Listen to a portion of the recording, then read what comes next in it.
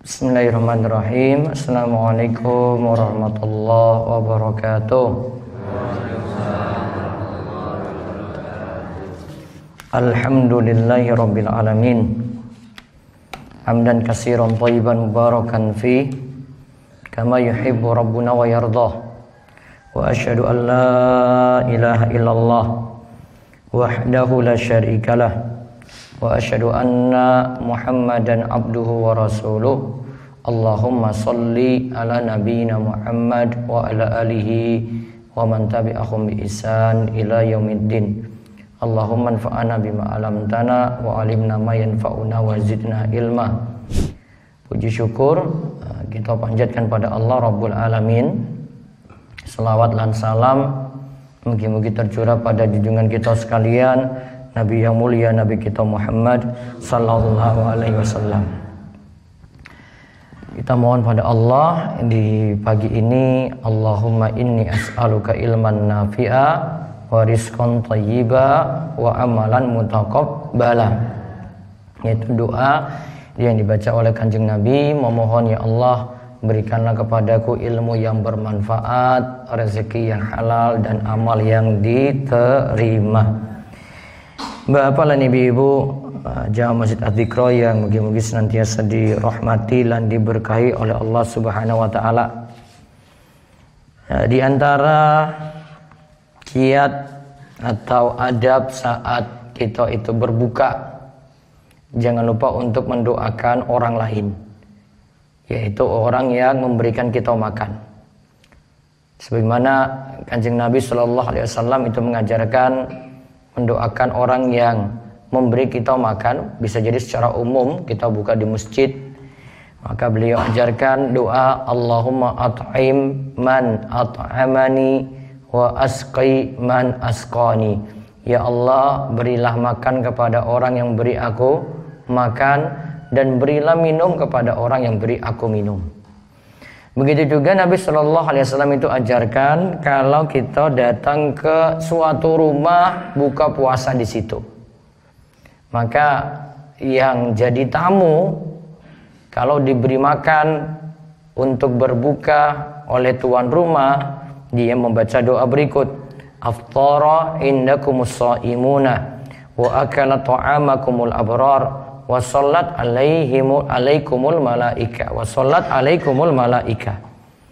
Orang-orang yang berpuasa itu telah berbuka di tempat kalian, dan orang-orang yang baik itu telah menyantap makanan kalian. Wa sallat alaikumul malaika, dan moga malaikat pun mendoakan agar kalian itu mendapatkan rahmat. Nah, Bapak Ibu-ibu sekalian, doa ini kandungannya pertama, ada orang yang berbuka puasa di suatu rumah, dia berdoa pada Allah supaya tuan rumah itu mendapatkan rahmat, mendapatkan kebaikan karena telah memberikan makan berbuka. Dan di sini juga jadi dalil kalau kita memberi makan kepada orang soleh, orang yang baik-baik, itu amat baik sekali. Termasuk juga kalau kita itu memberikan makan buka puasa. Seperti kata Nabi Shallallahu Alaihi Wasallam, nikmal malus soleh li rajulis soleh. Sebaik-baik harta itu kalau diberikan kepada tiang soleh. Artinya kalau kita manfaatkan harta kita, kita sedekahi kepada orang yang nanti manfaatkan untuk kebaikan. Seperti contohnya di sini kita beri makan, maka kita juga akan mendapatkan kebaikan dari harta yang telah kita keluarkan.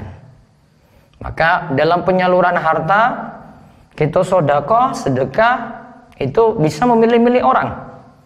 Ya, didahulukan orang-orang yang baik, orang-orang yang soleh, karena hartanya pasti dipakai untuk ibadah. Hartanya itu pasti, atau makan yang kita beri pasti dipakai untuk ibadah, dibandingkan orang yang tidak memperhatikan ibadah sama sekali. Kita beri sesuatu malah boleh jadi dipakai untuk maksiat. Bapak dan ibu-ibu sekalian, juga adab selanjutnya ketika berbuka, jika kita nikmati minum, nah kita bersyukur atas nikmat minum tersebut. Termasuk juga Nabi Shallallahu Alaihi Wasallam itu mendoakan berkah kalau kita meminum susu. Contoh kalau kita minum secara umum atau makan secara umum, Nabi SAW itu berdoa, Allahumma barik lana fihi wa atimna khairan minhu. Ya. Nabi katakan, ya Allah berkahilah kami padanya dan berilah makan yang lebih baik darinya. Nah, ini untuk orang yang Allah beri makan kepadanya, maka dia berdoa bersyukur atas nikmat makan tadi. Mudah-mudahan makannya jadi penuh berkah. Juga kalau diberi minum, misalnya di sini diberi minum susu. Jenengan niki senang susu mboten niki? Hah? Remen mboten? Hah? Oh, biasanya simba-simba iki orang gelem ya biasanya. Nah. Barang siapa yang Allah beri minum susu, maka hendaknya ia berdoa, Allahumma barik lana fihi wa zidna minhu. Ya Allah berkahilah kami padanya dan tambahkanlah darinya. Rasulullah SAW bersabda, tidak ada sesuatu yang bisa menggantikan makan dan minum selain susu. Dalam peristiwa Isra Mi'raj, Nabi SAW itu pernah ditawarin minuman. Ada minuman khamr, minuman keras, ya, tapi ini khamr nanti ya di akhirat besok. Dan ada susu.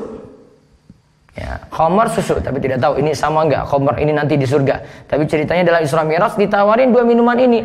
Nabi Shallallahu Alaihi Wasallam lantas memilih susu, menunjukkan susu itu minuman yang penuh berkah. Dan secara fitrah orang-orang itu pada senang dengan ya minuman seperti susu tadi.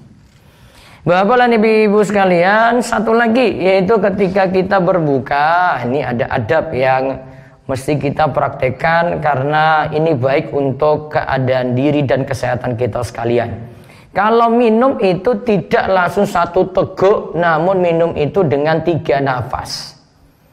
Lalu membaca bismillah dilepas dengan membaca alhamdulillah. Sebagaimana diterangkan saking hadis Abu Hurairah radhiyallahu anhu, ia berkata Rasulullah SAW biasa yashrabu fi thalathati anfas. Rasulullah SAW itu biasa minum dengan 3 nafas. Minuman ya, terus minum, baca bismillah. 1 lepas alhamdulillah. Sepisan malih. Bismillah. Lepas alhamdulillah. Baca lagi bismillah, minum. Nah seterusnya nanti terakhir baru baca alhamdulillah. Biasanya kalau kita itu pas buka, itu langsung kalau bisa entek sak gelas sak nafas, sus ngelak gitu. Biasanya itu ambil langsung gitu sak gelas full. Kalau buka berarti simba-simba iki biasanya dawet gitu ya. Kalau bisa entek langsung, ora sisa itu langsung sak nafas. Nah ini keadaan yang kurang baik dikarenakan itu terlalu terburu-buru ke susu.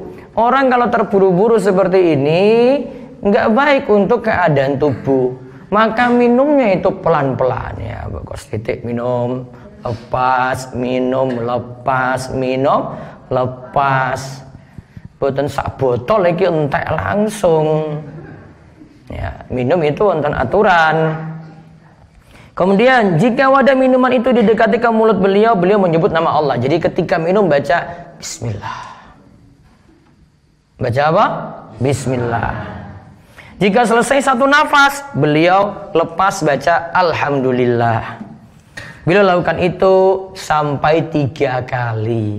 Beliau minum itu sampai 3 kali. 3 nafas. Dan ini juga jadi dalil nanti di hadis yang lainnya bernafasnya itu tidak boleh di dalam minuman. Jadi nggak boleh minuman itu ditiup, nggak boleh. Walaupun itu panas, mendingan dibiarkan atau minumnya pelan-pelan. Tidak boleh kita niup minuman tadi, soalnya yang dikeluarkan saking mulut ketika tiup itu bukan gas yang bagus. Itu bukan udara yang bagus, namun itu udara yang jelek.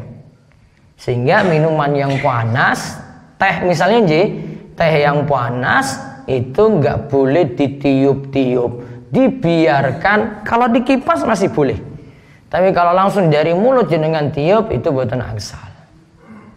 Gitu nggih?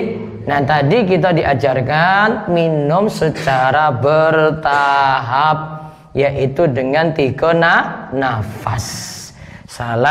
Salasati anfasin, ya 3 nafas.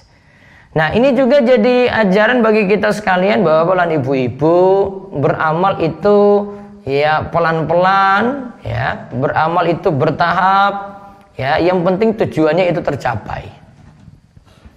Kalau kita dalam beramal sehari-hari, ya, kita pentingkan wajib dulu. Sholat wajib itu luwih utama, ya. Jangan pentingkan yang wajib, baru kemudian yang sunnah. Nggak boleh, wah aku sunnah terus wajib, oh nggak bisa. Itu sunnahnya nggak teranggap. Maka ada amalan-amalan juga bertahap. Nanti kita rutinkan sholat rawatib, qobliyah, ba'diyah. Wonten sholat qobliyah, wonten sholat apa? Ba'diyah.